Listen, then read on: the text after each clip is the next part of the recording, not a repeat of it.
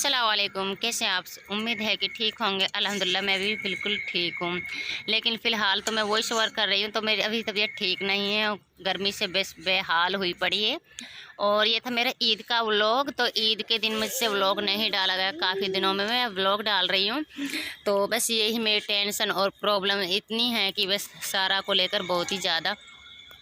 तो मैंने जल्दी से बस खीर इसलिए चढ़ाई थी कि मैं आज अकेली हूँ, तो जब और ईद आती हैं तो उनमें सब मेरे साथ में होती है, मैं कुछ करती हूँ। तो यहाँ पे देखो सहरा सो गई है, तो दोपहर का टाइम है, तो बस वो थक गई थी ऊंची ऊंची हील को पहनकर, तो अब सो गई है। तो अपने जितने भी अपने चाचा इनके घर हैं, दादे इनके, तो सबके गई थी।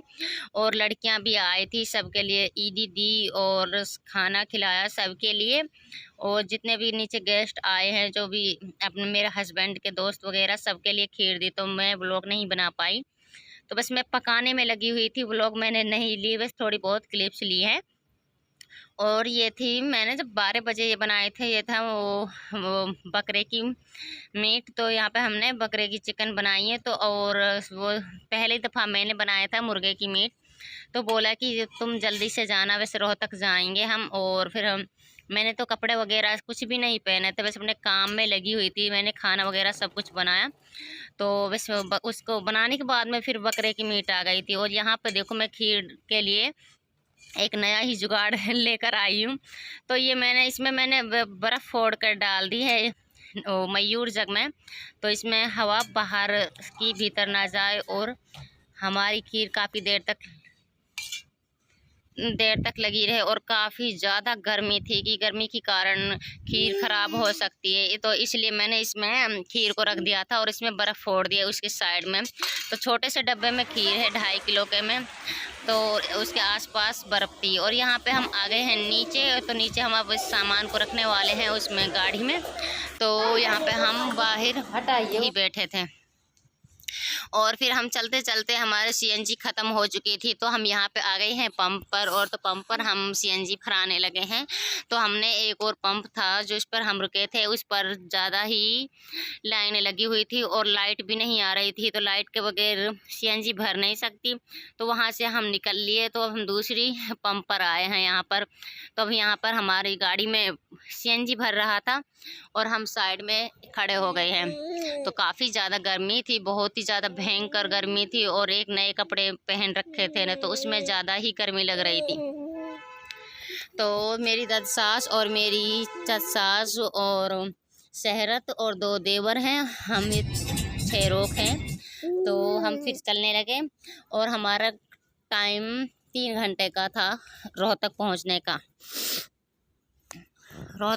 हमारा 3 घंटे का टाइम था। तो फिर फूफी के बार बार में फ़ोन आने लगे, हम अस्पताल के बाहर हैं और बाहर हम अब चल रहे हैं।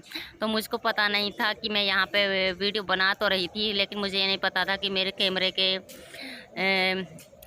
बाहर वो फिंगर आई हुई है। तो मुझे ये नहीं पता था, मैं बस अपने हाथ में ले रखी थी शमायरा भी, और बस वीडियो बना रही थी।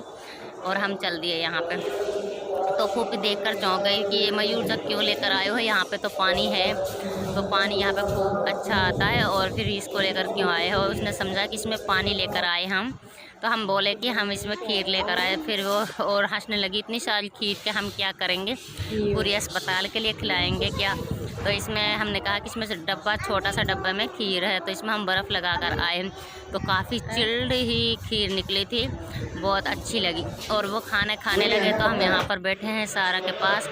सारा के 2-2 नलकियाँ लगी हुई हैं। इसके बैक साइड जहाँ ऑपरेशन हुआ था वहाँ पर पानी पड़ गया था, और पानी को निकालने के लिए दूसरी नलकी लगी हुई थी और एक पेशाब की। तो इसकी वजह से डॉक्टर ने बोला कि इसका दूसरी दफ़ा ऑपरेशन होएगा, इसका पानी बंद नहीं हो रहा था निकलना, तो इसलिए। और अब हम यहाँ से चल दिए हैं रोहतक से। तो हम यहाँ से 7 बजे निकले हैं और हम फिर पहुँच गए थे घर पर 11:30 बजे। तो काफ़ी देर में पहुँचे थे। टैक्स वगैरह कटे थे, टूल टैक्स कटते हैं कभी कहीं पे, सीएनजी की वजह से ज़्यादा ही देर हो गई थी। और ज़्यादा ही गर्मी, भयंकर गर्मी थी कि सीएनजी, और हमारी एसी चल रही थी ना, फुल पर एसी चल रही थी गाड़ी में। तो बिल्कुल भी ऐसी ठंडक महसूस नहीं हो रही थी कि मुंह पर पसीना चिकचिका रहा था। ऐसा लग रहा था। और फिर हम चल दिए हैं और सारा के ऑपरेशन बाद में होएगा, 2-3 दिन बाद में, तो डॉक्टर ने कहा था। The next day. और आज हमारा दूसरा दिन का व्लॉग है। तो यहाँ पे मैंने सुबह सुबह उसके लिए बिरयानी के लिए वो अखनी चढ़ा दी थी और मैं यहाँ पर आटा गूंथने लगी हूँ। तो काफ़ी ज़्यादा गर्मी थी, तो मैं बस भैंसों को नहलाकर धुलाकर और ऊपर आई हुई हूँ। और कपड़े वगैरह के लिए मशीन लगा दी है कि जो कितने सारे कपड़े निकले थे ईद वाले दिन, तो यहाँ पे मैंने बिरयानी चढ़ा दी थी। तो मेरी नंद ने कहा था कि हमें बिरयानी का मन कर रहा था, वो अपने ससुराल में है, तो मेरे देवर लेकर जाएंगे वहाँ पर बिरयानी, तो मैं उनके लिए यहाँ पे बिरयानी बना रही हूँ। तो जितने भी हमारी फैमिली में मेरी सास साथ में रहती है, तो वो सब लेटी हुई हैं अपने खा पी कर, उन्होंने अपने रोटी सब्जी बनाई और खा लिया। और मैं अब यहाँ पर बना रही हूँ मछली के कोफ्ते, मतलब मछली के पकोड़े। तो उन्होंने कहा था कि मछली का भी पकोड़ा भेजना साथ में और बिरयानी भी भेजना। तो बस मैं उनके लिए यहाँ पे सारा दिन मेरा गुजर गया था। तो मैं दोपहर का टाइम था यहाँ पे, तो मैं ये बड़े बड़े फ़िश थे ना, तो इसको मैं काट रही हूँ, छोटे छोटे फ़िश कर रही हूँ कि काफ़ी बड़े थे और फिर इनको चलाना मुश्किल हो जाता। इस पर मैंने फिर बेसन लपेटा और हल्दी और नमक बुरकाया, थोड़ी सी पिसी मिर्च। तो हमारा ये रेडी हो गया है। तो बस मुझे ये लग रही थी कि जल्दी से ये वहाँ पहुँच जाए। और मैं, हमारे घर में तो कुछ खाने वाले कोई नहीं है, बस एक देवर ही खाता है और कोई और ऐसा कोई बंदा खाता नहीं है। बस सब्ज़ी भी इतनी खाते नहीं हैं।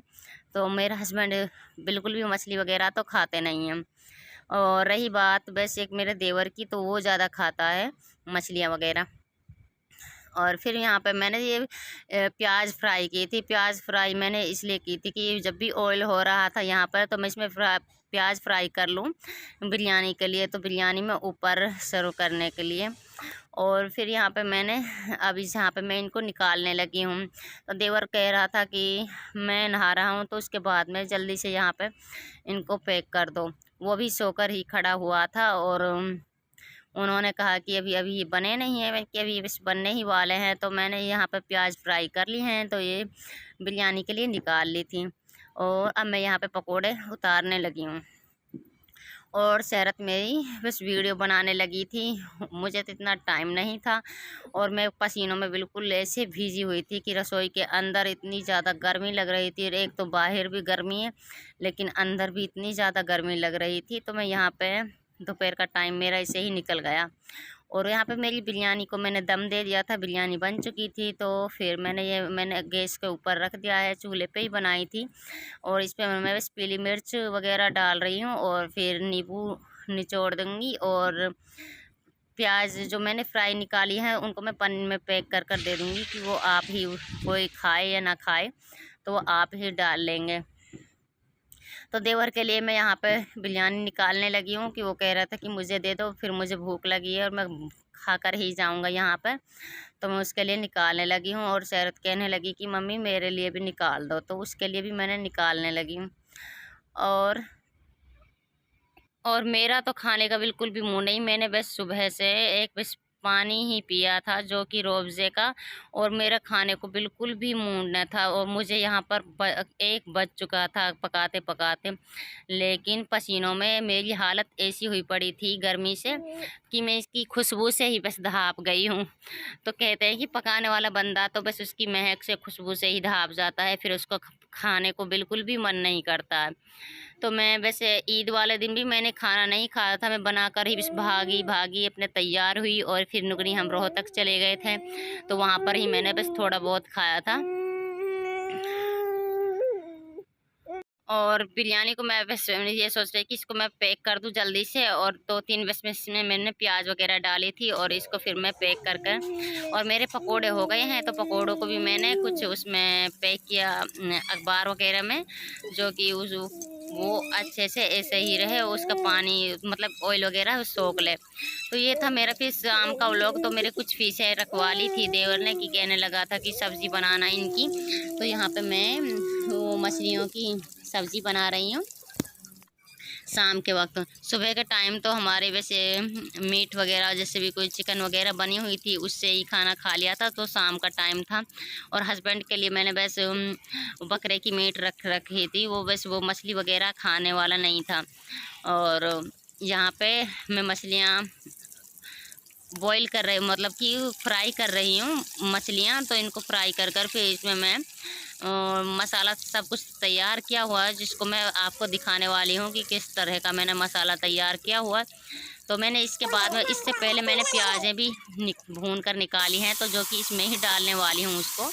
और ये टमाटर, प्याज और लहसुन वगैरह जो भी पेस्ट मैंने ग्राइंड किया उन्हें उसमें डाल दिया है, तो इसको मैं भून लूँगी। और मिर्च, धनिया वगैरह सब इसमें है, तो सबको मैं भून कर मसाले को फिर इसमें थोड़ा सा पानी डाल लूँगी कि जो कि एक तरी बन जाए। थोड़ी सी तरी इसमें होनी भी ज़रूरी है।